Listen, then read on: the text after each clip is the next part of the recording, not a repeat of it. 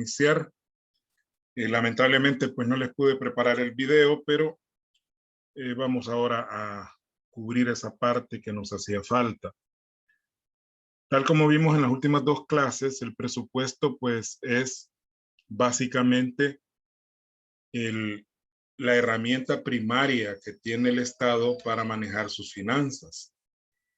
De hecho, toda la contabilidad gubernamental está amarrada al presupuesto. Eso lo vamos a ver ya en la última unidad, cómo se da ese amarre o esa relación entre los datos que tiene el presupuesto y la parte contable. Porque al final, todo lo que el Estado desarrolla a nivel financiero se consume en el presupuesto. Es decir, el presupuesto es donde está plasmado todo lo que el Estado va a hacer, y por lo tanto, a la hora que el Estado ejecuta el presupuesto, van surgiendo las transacciones reales. Por decir algo, si en el presupuesto dice que vamos a comprar material didáctico, ¿verdad? Entonces, cuando ya se hace la compra del material, esto se traduce en una partida y obviamente hay que controlar cómo la cifra que se puso en el presupuesto se va gastando, ¿no?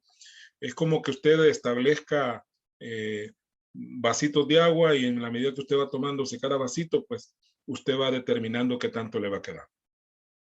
De ahí pues hay un documento que se llama Estado de Ejecución Presupuestaria, que es ahí donde se ve ese nivel de avance que tiene el presupuesto. Vamos a hablar ahora sí, un poquito más rápido, sobre cómo se desglosa. Ya hablamos en la clase pasada de que los ingresos pueden ser corrientes, ingresos de capital, está el endeudamiento público y está también los ingresos por contribuciones especiales.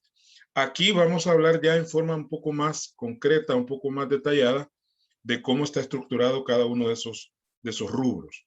Entonces, comenzamos con los ingresos corrientes. Por ahí al WhatsApp les acabo de mandar este documento. Si alguien lo puede imprimir, pues sería lo ideal. Si no lo puede imprimir, pues, y si puede tenerlo en algún otro dispositivo, para poder trabajar luego con la parte que sigue, porque en la parte que sigue vamos a ver un ejercicio y lo primero que tenemos que hacer con ese ejercicio es clasificar, porque de alguna manera no es tanto el número lo que me interesa a mí ahorita, sino que usted entienda cómo está clasificado los ingresos y gastos y de alguna manera al darle a usted un listado de valores, usted pueda clasificarlos ya sea en ingresos o gastos, y dentro de cada cosa, pues si es de capital, si es corriente, si es endeudamiento, etc. Eso es en el documento que está también ahí en el WhatsApp, que dice Guía de Presupuesto Gubernamental, que también si lo puede imprimir, sería lo ideal, porque en ese sí voy a necesitar que usted vaya poniendo con lapicito ahí algunas cositas que vamos a ir viendo. Bien, pero volviendo al punto, dijimos que dentro de los ingresos corrientes tenemos primeramente los ingresos tributarios. Los ingresos tributarios, que son prácticamente la fuente más importante de los ingresos, no solo de los corrientes, sino de los ingresos en totalidad del Estado. Y dentro de los ingresos tributarios, pues ya habíamos hablado que hay impuestos directos, como el caso del impuesto sobre la renta, impuestos sobre la transferencia de bienes raíces, y los llamados impuestos indirectos, como son el impuesto al comercio exterior, el IVA, que es el impuesto indirecto más importante, y de hecho el IVA, dentro de todos los ingresos tributarios, es el más importante. Podría atreverme a decir que de un 100%, pues el IVA representa el 70, si no es que el 80% del total de ingresos tributarios de El Salvador. De ahí vienen los impuestos a productos específicos, como son, por ejemplo, los cigarrillos, las cervezas, etc., ¿no? Y algunos otros impuestos que no tienen mayor significancia, es decir, son impuestos muy pequeños que muchas veces estos impuestos al final se vuelven antieconómicos. ¿Por qué razón? Porque se gasta más en controlarlos que lo que se recauda. O sea, usted recauda 25 centavos y para recaudar esos 25 centavos usted tiene que invertir en personal para que lo controle, por decir algo, 30 centavos. Es decir, se gasta más en controlar estos impuestos a veces que lo que se recibe. Por eso es que a la larga, cada vez que se hace una reforma tributaria, se aprovecha para revisar estos impuestos de esta naturaleza y de alguna manera, si no son tan rentables, pues eliminarlos. Así como ocurrió con otros impuestos que ya no existen, como por ejemplo el impuesto a las donaciones, que se eliminó, o el impuesto a las sucesiones o a las herencias, que también se suspendió, se eliminó. Luego vienen los impuestos no tributarios, mal llamados así porque las tasas, por ejemplo, ya vimos de que son tributos, ¿no?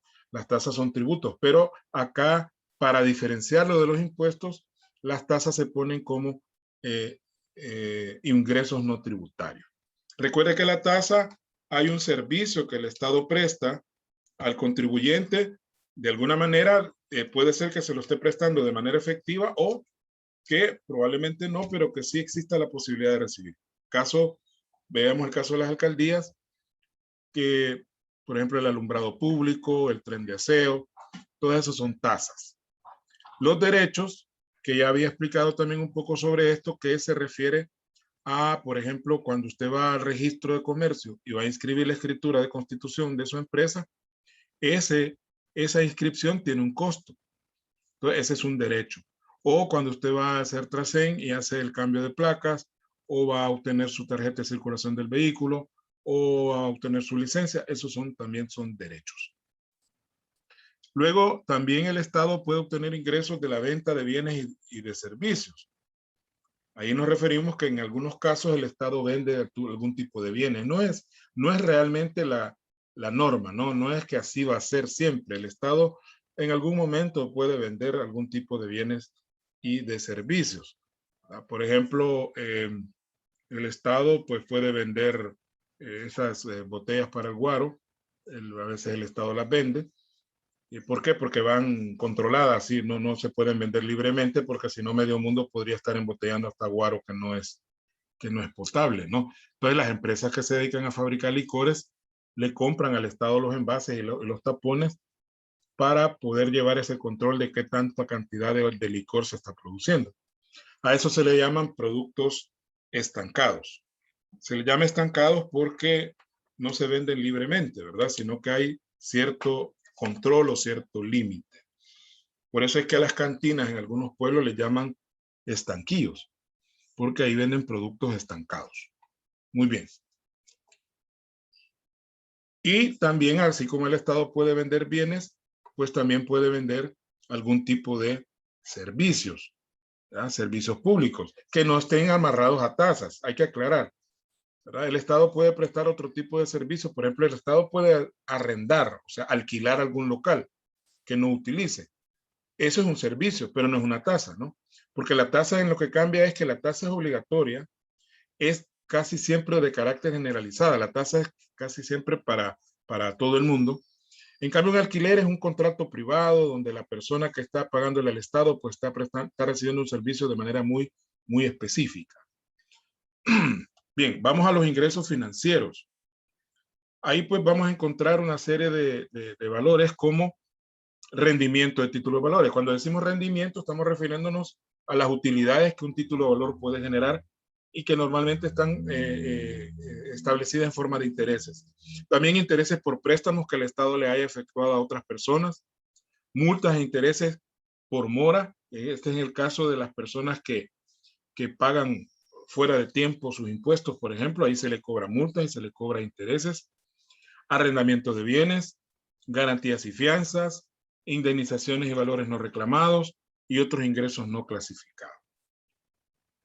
Ahora, lo que yo quiero que usted vaya viendo es cómo se va estructurando cada uno de los subniveles para que cuando veamos el ejercicio, usted pueda de alguna manera clasificar qué es lo que a mí me interesa, que usted aprenda a clasificar si algo es ingreso o es gasto, en primer lugar. Y luego, si es ingreso, si es corriente, si es de capital, si es de endeudamiento, si es por contribuciones, etc. Ya vamos a ver el ejemplo. Ahora vienen las transferencias corrientes.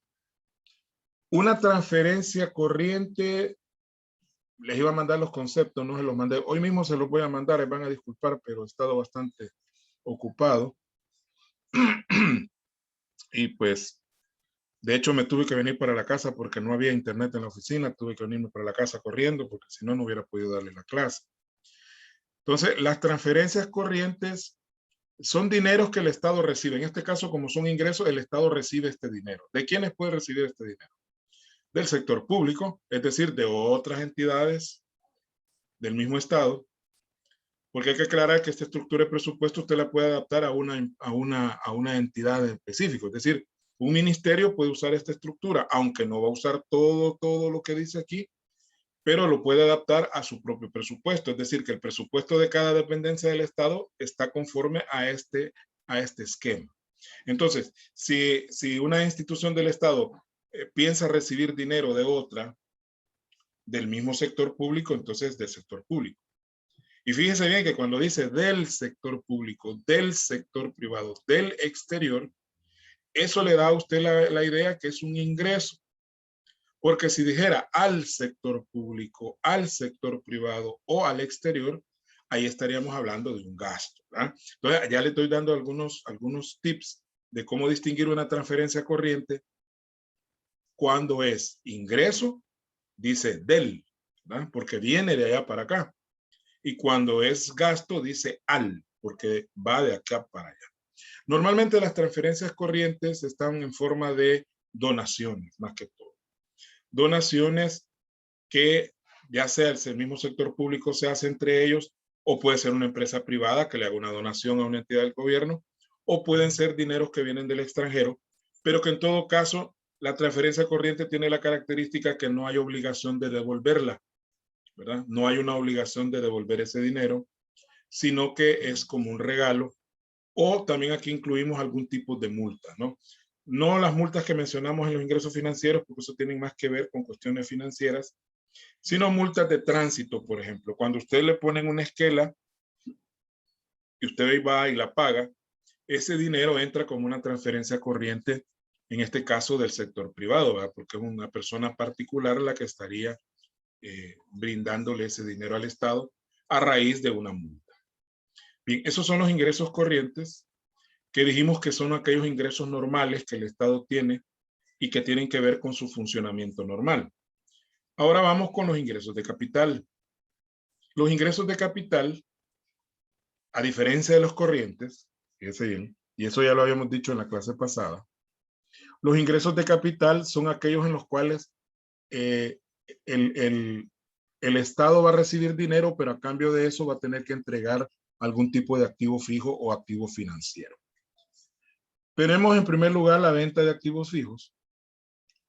El Estado puede vender bienes muebles, puede vender bienes inmuebles, puede vender un vehículo que ya está usado. De hecho, los vehículos del Estado se venden a través del mecanismo de la subasta. No es que ellos andan ahí buscando quién se los compre. Por cuestiones legales no pueden hacerlo así, porque se podría pensar que se lo van a vender a bajo precio a alguien que es conocido del ministro, bueno, la corrupción, ¿no? Para evitar eso, entonces se plantea que cuando se van a vender bienes del Estado, se debe hacer a través de una subasta pública. Entonces, lo que hace el Estado o la entidad que va a vender, digamos en este caso los vehículos, publica en el diario, hace una invitación a la subasta, pone la lista de bienes que se van a subastar, si es el carro, pues la marca, el modelo y todo lo demás, y un precio base que normalmente es un precio risible, ¿no? Ponen un precio base de $300, por ejemplo, por un carro.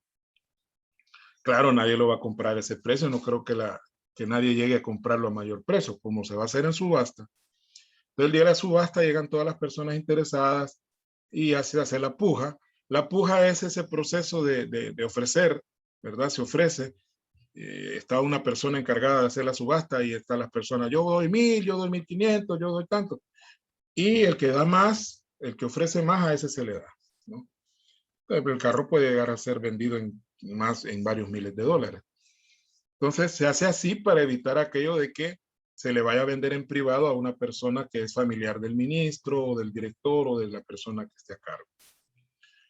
Se pueden subastar también bienes inmuebles, pero también hay transferencias de capital. El Estado puede recibir transferencias del sector público, del sector privado, del sector externo, así como las corrientes. Ahora, ¿qué diferencia hay entre una transferencia de capital y una transferencia corriente? La diferencia es que la transferencia de capital, la entidad que recibe el dinero tiene que invertirla en bienes de capital. ¿Cuáles son los bienes de capital? Bueno, edificios, terrenos, vehículos. Entonces, a mí me dan me donan del gobierno de España, por decir algo, me donan 10 millones de dólares, pero me dicen, esos 10 millones de dólares son para que usted compre alimentos, por ejemplo. O estos 10 millones, bueno, si es alimento es corriente, perdón, para que compre computadoras que le va a dar a los niños, ¿no? Que hoy se están dando en estos momentos, están repartiendo las computadoras a los alumnos de último año de bachillerato. Entonces, me da el gobierno de España, pero ya me obliga, me amarra a que yo tenga que comprar computadoras. O en otros casos no me dan el dinero, sino que me dan directamente los bienes, ¿no? Me dan una donación de 30 vehículos para ambulancias, para el Ministerio de Salud. Esa es una transferencia de capital, porque no me están dando ni siquiera el dinero, sino que me están dando directamente ya los bienes, los activos fijos, pues en este caso los vehículos. Y la C, siempre dentro de los ingresos de capital, son la recuperación de inversiones financieras. El Estado en algún momento puede comprar inversiones financieras, puede comprar bonos, puede comprar títulos valores de otros países o de algunas empresas. Entonces, obviamente, cuando el Estado vende estos bonos o estos títulos valores, recupera el dinero invertido. Por eso es que se considera un ingreso de capital, porque el Estado recibe el dinero a cambio de devolver esos títulos valores que en cierta forma son activos financieros. Bien, luego vamos al endeudamiento público, que sería la tercera parte. Y pues ahí simplemente tenemos que hay endeudamiento público en el mercado nacional y en el mercado externo. Aquí quedó cortado por cuestiones el documento quedó cortado, pero aquí se refiere a colocación de títulos valores. O sea, cuando el Estado coloca títulos valores, recuerde que si el Estado vende títulos valores propios, o sea, de él, prácticamente lo que está haciendo es adquiriendo deuda, ¿no? Mire, yo le voy a dar este bono de $1000, se lo voy a pagar dentro de 5 años, entonces lo que estoy haciendo como Estado es endeudando. Entonces, cuando se colocan títulos valores, ya sea en el mercado interno o en el mercado externo, pues ese es un tipo de endeudamiento. Y la otra es la contratación de empréstitos. La palabra que ahí dice empréstito, va, es lo importante de las tildes. Ahí dice empréstitos. Los empréstitos no son más que los préstamos, pero se ha acostumbrado a que cuando los préstamos son del gobierno, se les llama empréstitos. O sea, no es otra cosa más que préstamos, pero usted dice empréstito. Ah, bueno, estamos hablando del Estado. Más bien, la palabra empréstito es un arcaísmo, o sea, una palabra un poco fuera de moda, ya es un poco arcaica. Un arcaísmo es algo que, como panteón, ¿verdad? La gente de panteón, camposanto, el mismo cementerio, pero son palabras que ya son un poco antiguas y que probablemente hay otras que se usan en vez de eso. Pero entonces empréstitos se le sigue llamando así cuando se refiere al Estado. Entonces, cuando el Estado obtiene empréstitos que pueden ser internos o pueden ser externos, o sea, él puede prestarle dinero a los bancos de acá, el mismo Banco Central de Reserva en un momento dado le presta al Estado, o el dinero puede venir del Fondo Monetario Internacional, o del Banco Mundial, o del Banco Interamericano de Desarrollo, o del Banco Centroamericano de Integración Económica. Es decir, hay muchos prestamistas a nivel internacional que le facilitan dinero a nuestros países. Y por ahí viene aquello de lo que les había comentado, ¿no? El incremento del impuesto al valor agregado. Eso es un hecho, porque aunque el Estado, ahorita el gobierno está haciendo esfuerzos por elevar la recaudación, por obtener más dinero, hoy han modificado, por ejemplo, el proceso de presentación del impuesto sobre la renta. Hay que presentar un documento en Excel donde tiene que ir todos los movimientos. Ya no es solo la declaración la que usted va a presentar, sino que tiene que presentar prácticamente los libros del IVA, son los que usted tiene que presentar para poder tener derecho a que le reciban su declaración, y luego lo van a validar en una base de datos y ahí le van a avisar si hay alguna inconsistencia o no. Esas son medidas que van buscando no tanto descubrir a los evasores, sino disuadir al que quiere evadir. Porque las medidas no es que busquen castigar, no. Una medida de ese tipo no es que lo que busque es sancionar a la persona, sino evitar que lo haga.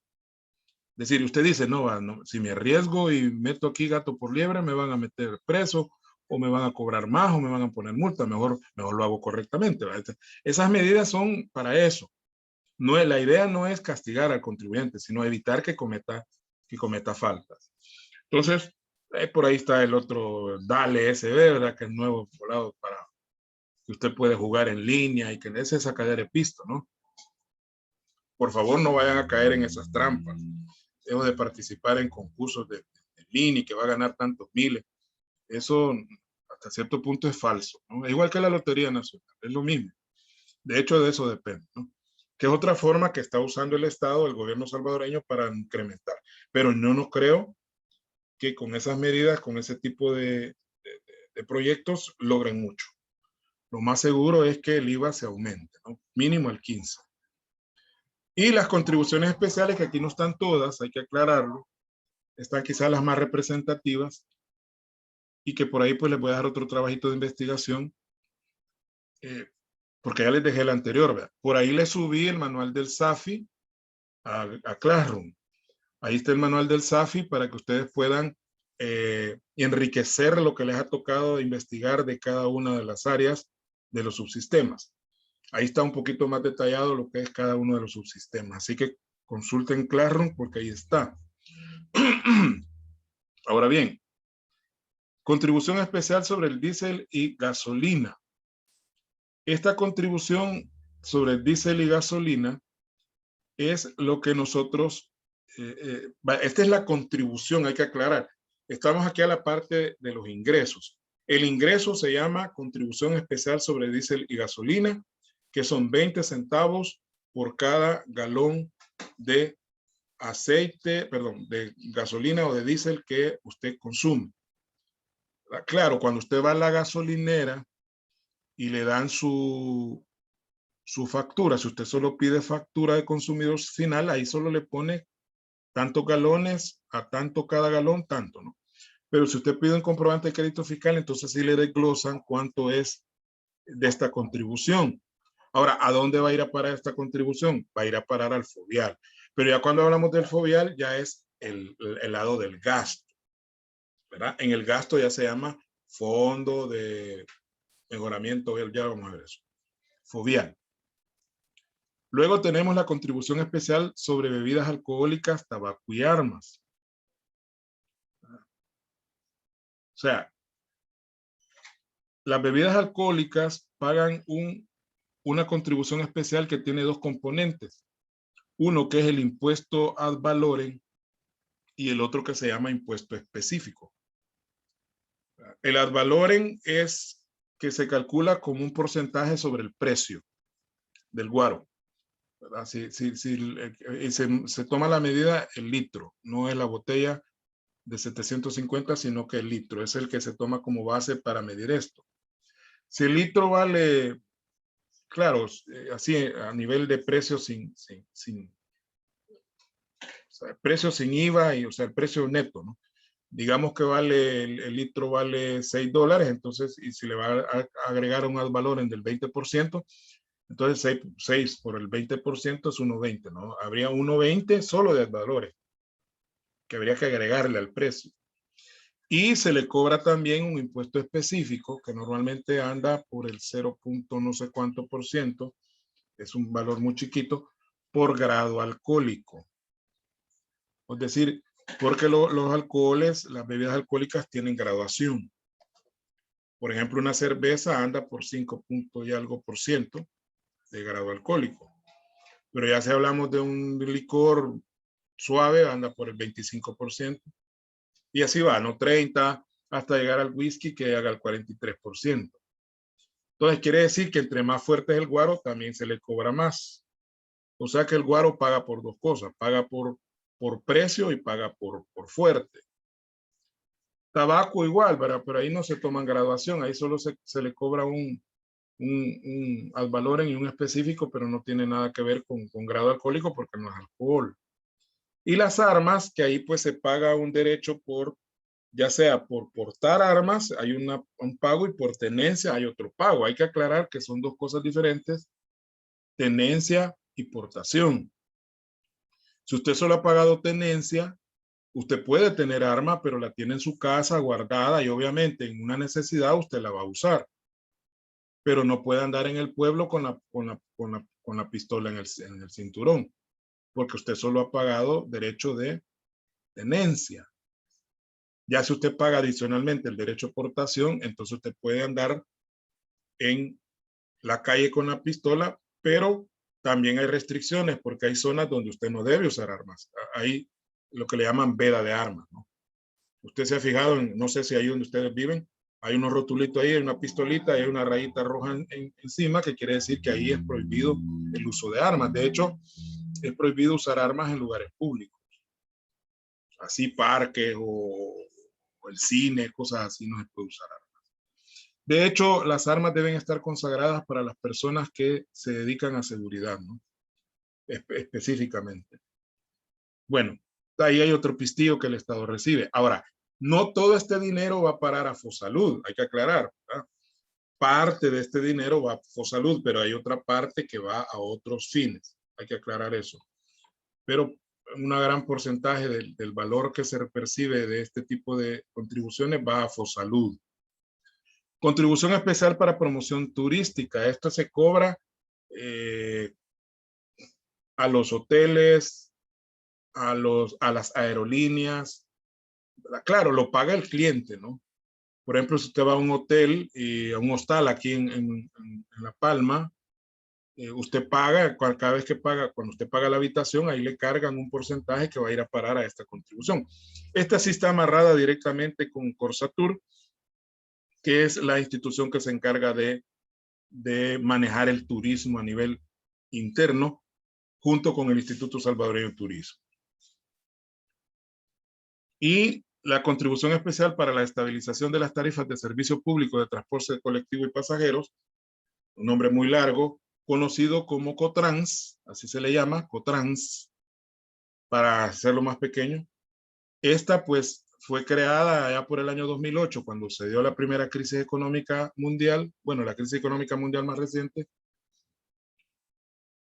y que se hizo porque había un elevado aumento del precio de la gasolina, que ya llegó a costar casi $5 el galón, y obviamente el diésel. Entonces, para evitar que los transportistas le subieran al pasaje, se creó esta contribución que serviría para financiar el subsidio de los mismos transportistas. Bien, voy un poco lento porque me interesa que por lo menos nos quede la idea clara de todo esto, porque es básico entender el presupuesto. Si nosotros no entendemos la estructura del presupuesto, no la tenemos clara, pues de nada sirve que veamos partidas para allá más adelante, porque todo va a ir amarrado al presupuesto. Eso lo vamos a ver más adelante. Todo va amarrado al presupuesto. Entonces vamos ahora al otro lado, los gastos. Y también ya les había adelantado sobre esto. Primer, gastos corrientes. ¿Cuáles son los gastos corrientes? Dijimos, son los gastos de funcionamiento del Estado, los gastos normales, los gastos que hay que hacer en el día a día para que las entidades estatales puedan funcionar normalmente. Y dentro de los gastos corrientes tenemos los gastos de consumo y gestión operativa, que son prácticamente, así hablando a ojo de buen cubero, pues quizás el 70% de todos los gastos, no solo los corrientes, sino de toda la totalidad de los gastos del Estado, están en estos dos rubros, ¿verdad? Que están dentro del gasto de consumo y de gestión operativa, que son las remuneraciones y los bienes y servicios. En cuanto a las remuneraciones, pues los empleados públicos son varios miles, ¿no?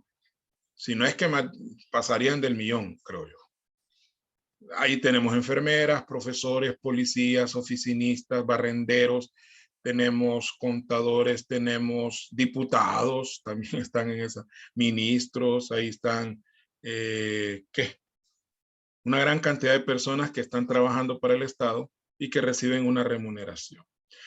Bajo diferentes modalidades, hay quienes están bajo lo que se llama ley de salarios, también les voy a subir la ley de salarios para que la conozcan.